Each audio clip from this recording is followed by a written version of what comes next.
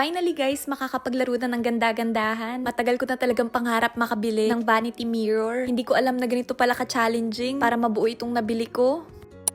Alam nyo ba, meron talaga dapat akong gala ngayong araw. Pero dahil nga meron akong ini-expect na package na ngayong araw darating, kinancel ko na muna. Sabi ko nga rin kay Jonathan, ako lang gagawa neto para maipakita sa inyo na kahit nakasal na kami, kaya ko pa rin maging independent. Yung dating Crystal Diaries na nakilala yung pagiging independent, yung ganong atake guys, yung talagang hindi umaasa kay Jonathan. Kaso guys, katulad nga niya nakikita nyo, naisip ko, papahirapan ko ba naman yung sarili ko? Tignan nyo naman, sobrang dami ng pieces neto na talagang pagka ako yung gumawa neto aabutin talaga ako ng siyam-siyam. Tapos, alam nyo ba, na late na rin to ng gabi kasi nga hinintay ko pa rin si Jonathan galing sa trabaho. Wala kasi akong pasok ngayon kaya sabi ko sa kanya ako lang yung gagawa neto. Nagulat siya na pagkagaling niya ng trabaho. Wala pa rin akong vanity mirror dito sa kwarto. Kaya ayun, na-realize niya na rin siguro na ayoko munang maging independent woman sa mga ganitong pagkakataon. Kaya buong yasumi ko, instead na gawin ko to mag-isa, talagang aabutin ako ng ilang oras. Ayun guys, nag-edit na lang ako ng mga vlogs, nag-reply sa mga emails, pati mga comments. At ayun, kami na lang ni Jonathan yung gagawa neto. Tuwing pumupunta kami sa mga second-hand stores dito sa Japan, lagi ko talagang unang hinahanap ito ang vanity mirror. Merong flamingo na malapit lang sa apartment namin. Doon nakakabili ng mga furnitures or mga gamit sa bahay. Marami din ako nakikitang mura at magagandang naka-assemble na vanity mirror. Kaso guys, third floor kami. Walang willing mag-akyat ng ganun kabigat. Bago namin simula yung pag-assemble nitong nabili ko, lalaman na muna namin yung tiyan namin. Nagluto rin ako ng adobo at magma-microwave lang tayo dito ng broccoli. Syempre guys, naghanda na rin talaga ako ng pagkain para pagka-uwi ni Jonathan, kakain na lang siya tapos matutulungan niya na ako sa pag-assemble nitong vanity mirror. Dito nga siya sa mga screw pinaka na-stress kasi ba naman daw bakit pinagsama-sama lahat? Usually daw na na-order niya sa Amazon, nakahiwala yung mga screws depende sa klase. Nung natanggal ko na sa box ng lahat ng pinaka-i-assemble, tinanggal ko na din tong box. Itong unang trabaho nga na binigay niya sa akin ay yung pinaka-ayaw niya. Paghiwa-hiwalay ko daw tong mga to, depende sa klase. Natatawa ako kasi guys, grabe, dito talaga siya pinaka nasa stress. Sabi ko yan, dali-dali lang yan, para ka lang naglalaro. Kaya talaga okay na okay kaming partner. Kasi yung mahirap na nakaka-stress sa kanya, ito namang napakadali para sa akin. Kaya perfect match nga rin talaga kami guys. Kasi alam nyo ba kahit sa skills, halimbawa na lang sa language, alam nyo ba guys na ayan talaga yung ayaw na ayaw niya. Lagi niya sinasabi na kahit anong pilit niya sa sarili niya na mag-aral ng isang lengguwahe, katulad halimbawa ng Japanese, hindi niya daw talaga kaya. At yung weakness niya na yun, ako naman parang yun yung strength ko. Parang medyo madali ako nakaka-adapt sa language. At ang kahinaan ko naman ay yung pagtingin sa mapa. Guys, pagdating sa navigation, hindi nyo talaga ako maaasahan. Nakakaloka nga kasi ang hilig ko maggala, pero sobrang hina ko sa navigation. As in, literal na lagi akong naliligaw. Maraming beses na tumatawag na lang ako kay Jonathan, pinapacheck kung tama ba yung train na nasakyan ko. At ayun guys, kahit na nasa trabaho siya